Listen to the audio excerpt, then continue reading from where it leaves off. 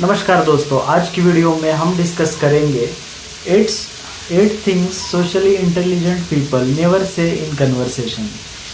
अगर आप कभी किसी ऐसे व्यक्ति से बात करते हैं जो हमेशा सही बात कहता है, तो संभावना है कि आप किसी सामाजिक रूप से बुद्धिमान व्यक्ति से मिले हो।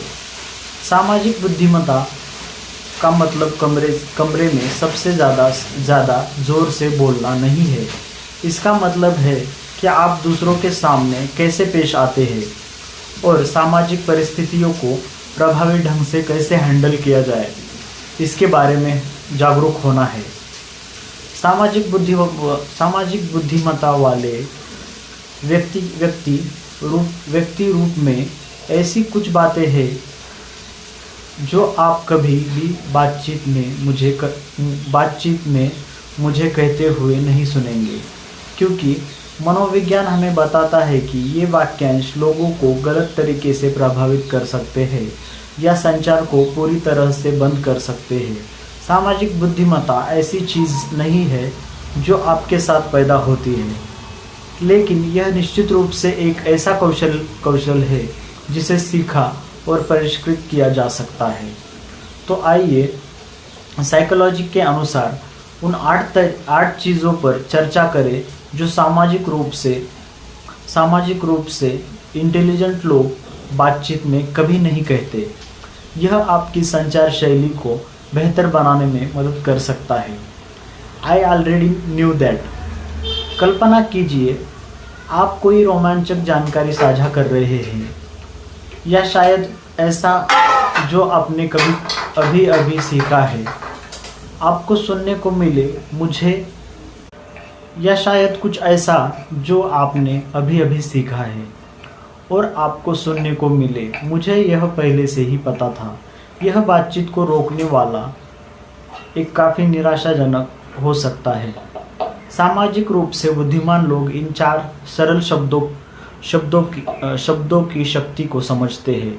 वे बातचीत की गतिशीलता को कैसे बदल सकते हैं, दूसरे व्यक्ति को यह महसूस कराने के बजाय कि उनका इनपुट अप्रासंगिक या अरुचिकर है। एक सोशल रूप से इंटेलिजेंट व्यक्ति उनके योगदान को मान्य करेगा। वे जवाब दे सकते हैं, हाँ मैंने भी इसके बारे में सुना है, यह वास्तव में दिलचस्प है ना, या यह एक बढ़िया बिंदु है, मुझे पसंद आया कि आपको इन्हें कैसे उठाया। सामाजिक रूप से बुद्धिमान लोग हमेशा बातचीत को दिलचस्प और समावेशी बनाए रखने के लिए उत्सुक रहते हैं। वे समझते हैं कि किसी और के विचारों या ज्ञान को खारिज करके वे न केवल बातचीत को बंद कर रहे हैं, बल्कि संभावित रूप से रिश्तों को भी नुकसान पहुंचा रहे हैं। याद रखें, यह आपके ज्ञान को दिखाकर बातचीत में अंक हासिल करने के बारे में नहीं है। यह सार्थक संबंध बनाने, खुली बातचीत को बढ़ावा देने और सुनिश्चित करने के बारे में है कि हर कोई मूल्यवान महसूस करे और उसकी बात सुनी जाए। तो अगली बार जब आप यह कहने के लिए ललचाए कि मैं पहले से ही जानता था, तो सोचें कि यह बात आपके सामने कैसे आएगी और अधिक सकारात्मक तथा उत्साहवर्धक तरीके से जवाब देने का प्रयास करें। You are wrong. किसी बहस या असहमति की गर्मी में आप गलत है स्वाभाविक वाक्यांश की तरह लग सकता है। हालांकि सामाजिक रूप से बुद्धिमान लोग इस क्षमा न करने वाले कथन से दूर रहते हैं। किसी को सीधे यह बताना कि वे गलत है बातचीत को खत्म कर सकता है। यह दूसरे व्यक्ति को रक्षात्मक बना सकता है और उत्पादक संवाद की किसी भी संभावना को बंद कर सकता है। यह किसी को हमला और अपमानित महसूस कराने का एक निश्चित तरीका है और यह रिश्तों को नुकसान पहुंचा सकता है।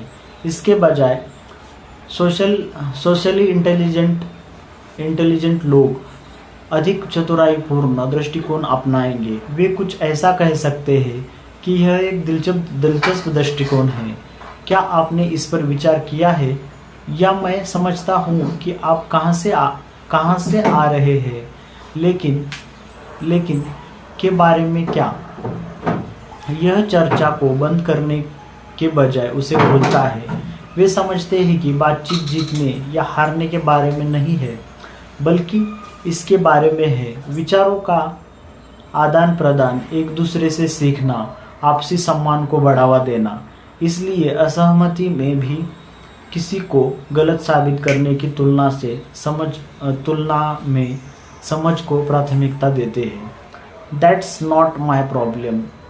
जब कोई व्यक्ति हमसे कोई समस्या साझा करता है तो अक्सर ऐसा इसलिए होता है क्योंकि वे सहानुभूति या समाधान बस सुनने वाले की तलाश में होते हैं।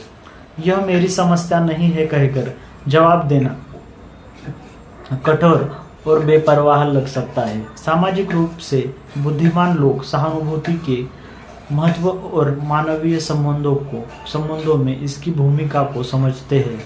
सहानुभूति दूसरों की भावनाओं को समझने और साझा करने की क्षमता मानवीय संपर्क का एक मूलभूत पहलू है। यह विश्वास बनाने, संबंध विकसित करने और संचार को बेहतर बनाने में मदद करती है। किसी की चिंताओं या मुद्दों को खारिज करने के बजाय एक सामाजिक रूप से बुद्धिमान व्यक्ति कुछ इस तरह की बातें कह सकता है कि मुझे यह सुनकर बहुत दुख हुआ कि आप इस स्थिति से गुजर रहे हैं, या मैं इस समय आपकी सहायता कैसे कर सकता हूँ। भले ही वे सीधे समस्या का समाधान ना कर सके, फिर भी भावनात्मक समर्थन और समझ प्रदान कर सकते हैं। वास्तव में अध्ययनों से पता चला है कि सहानुभूति प्रदर्शन करने से बेहतर संबंध संतुष्टि हो सकती है और शारीरिक स्वास्थ्य को भी बढ़ावा मिल सकता है। इसलिए अगली बार जब कोई आपके साथ कोई समस्या साझा करे तो उदासीनता के बजाय सहानुभूति दिखाना याद रखें। यह न केवल उनके लिए बल्कि आपके लिए भी अच्छा है। यू ऑलवेज और यू नेवर। यू ऑलवेज और यू नेवर। ये अतिवादी वाक्यांश निरपेक्ष है और किसी को आसानी से रक्षात्मक बना सकते हैं, जिससे उन्हें घिरा हुआ और हमला किया हुआ महसूस हो सकता है। वे समझ और समाधान की संभावना को बंद कर देते हैं और इसके बजाय आक्रोश और संघर्ष को जन्म देते हैं। एक सामाजिक रूप से बुद्धिमान व्यक्ति जानता है कि संवाद संचार और संबंध के बारे में है, आरोप या दोष के बारे में नहीं है। वे उस व्यवहार पर ध्यान केंद्रित करते हैं जिसे वे संबोधित करना चाहते हैं, ना व्यक्ति के चरित्र पर। यह कहने की बजाय जब आप देर से आने वाले होते हैं तो आप हमेशा कॉल करना भूल जाते हैं। वे कहते हैं कि मैंने देखा है कि आप कई बार देर से आने वाले होते हैं तो कॉल करना भूल जाते हैं। जब मेरा आपसे कोई संपर्क नहीं होता तो मुझे बहुत चिंता होती है।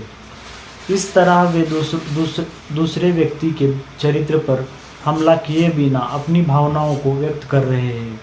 याद रखें कि बातचीत में दोष देने के बजाय यह व्यक्त करना महत्वपूर्ण है कि आप कैसा महसूस करते हैं। यह खुले संवाद के लिए एक सुरक्षित स्थान बनाता है और आपसी सम्मान और समझ को बढ़ावा देता है। Calm down. जब कोई व्यक्ति परेशान या भावुक होता है तो उसे शांत हो जाओ कहने से अक्सर विपरीत प्रभाव पड़ सकता है। ऐसा लग सकता है कि आप उसकी भावनाओं को नज़रअंदाज कर रहे हैं या स्थिति को गंभीरता से नहीं ले रहे हैं। सामाजिक रूप से बुद्धिमान लोग समझते हैं कि भावनाएं एक स्वाभाविक मानवीय प्रतिक्रिया है। वे जानते हैं कि इन भावनाओं को दबाने की कोशिश करने के बजाय उन्हें मान्य करना महत्वपूर्ण है। किसी को शांत होने के लिए कहने के बजाय वे कहते हैं कि मैं देख सकता हूँ कि आप इस बारे में वास्तव में परेशान हैं, या मैं समझता हूँ कि आप ऐसा क्यों महसूस कर रहे हैं। इससे पता चलता है कि वे व्यक्ति की भावनाओं को स्वीकार कर रहे हैं और उनकी बात सुनने और उनका समर्थन करने के लिए तैयार है। तो अगली बार जब कोई व्यक्ति स्पष्ट रूप से परेशान होता हो तो उसे शांत होने के बाद तो अगली बार जब कोई व्यक्ति स्पष्ट रूप से परेशान हो तो उसे शांत होने के लिए कहने के बजाय उसकी भावनाओं को स्वीकार करने का प्रयास करें। यह छोटा सा बदलाव आपके संदेश को प्राप्त करने के तरीके में बड़ा बदलाव ला सकता है। That's just how I am। यह वाक्यांश बदलाव या सुधार से बचने के बहाने के रूप में सामने आ सकता है। ऐसा लग सकता है कि आप अन्य दृष्टिकोणों पर विचार करने या अपने कार्यों की जिम्मेदारी लेने के लिए तैयार नहीं है। मुझे एक सहकर्मी याद है जो अक्सर मीटिंग में देर से आता था और जब उससे इस बारे में पूछा जाता था तो वह जवाब देता था कि मैं बस जैसा ही हूँ। यह बात टीम को अच्छी नहीं लगी क्योंकि ऐसा लगा कि वह हमारी चिंताओं को खारिज कर रहा था और हमारे समय की कदर नहीं कर रहा था। सामाजिक रूप से बुद्धिमान लोग व्यक्तिगत विकास के महत्व को समझते हैं और प्रतिक्रिया के लिए खुले रहते हैं। इस वाक्यांश का उपयोग करने के बजाय वे कुछ ऐसा कह सकते हैं, मैं आपकी प्रतिक्रिया की सराहना करता हूँ और मैं इसे सुधारने पर काम करूँगा। याद रखें, अपनी खामियों को स्वीकार करना और बदलाव के लिए खुला रहना हमें व्यक्तिगत और पेशेवर रूप से बढ़ने में मदद कर सकता है। यह दूसरों के दृष्टिकोण के प्रति सम्मान भी दिखाता है और उनको इनपुट को महत्व देता है। No offence but. आइए यहाँ वास्तविकता पर आते हैं। जब कोई व्यक्ति कोई अपराध नहीं लेकिन से वाक्य शुरू करता है तो आमतौर पर उसके बाद कुछ आपत्तिजनक होता है। यह एक तरह से पहले से ही हमला करने जैसा है जो आगे आने वाली बातों को माफ करने की कोशिश करता है। सोशली इंटेलिजेंट लोग समझते हैं कि यह वाक्यांश किसी को कठोर कथन और आघात को कम नहीं करता है। यह केवल श्रोता को संकेत देता है कि कुछ अप्रिय होने वाला है। यदि आपके पास कोई आलोचना या कुछ रचनात्मक प्रतिक्रिया देने के लिए तो उसे सीधे और सम्मानपूर्वक कहे। मुझे लगता है कि यदि आप अपने बिंदुओं का समर्थन करने के लिए अधिक डेटा शामिल किया होता तो आपकी प्रस्तुति अधिक प्रभावी हो सकती थी। यह कोई अपराध नहीं लेकिन आपकी प्रस्तुति में सार की कमी थी। से कहीं अधिक दयालु और उपयोगी प्रतिक्रिया के साथ सीधा और सम्मानजनक होना बेहतर संचार और समझ की अनुमति देता है। इसलिए कोई अपराध नहीं, परिचय को छोड़ दे और केवल दयालुता और स्पष्टता के साथ बोले। व्हाटएवर जो भी हो, बातचीत को खत्म करने का सबसे बड़ा हथियार हो सकता है। यह संदेश देता है कि आप उदासीन हैं, उपेक्षापूर्ण हैं या आप दूसरे व्यक्ति की राय या भावनाओं को महत्व नहीं देते हैं। सामाजिक रूप से बुद्धिमान लोग बातचीत में सम्मान और रुचि दिखाने के महत्व को समझते हैं। वे जानते हैं कि जब असहमति होती है तब भी सम्मान और खुलेपन का स्तर बनाए रखना महत्वपूर्ण है। जो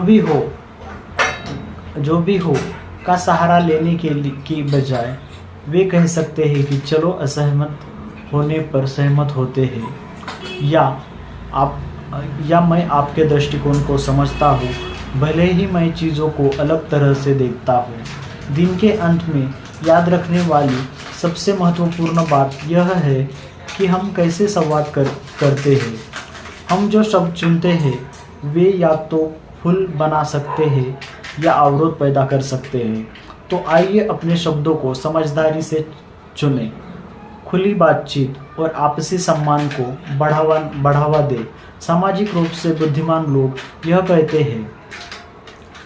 कंक्लूजन में हम दोस्तों बताएंगे, सामाजिक बुद्धिमत्ता सिर्फ यह जानने से कहीं ज़्यादा है कि क्या कहना है।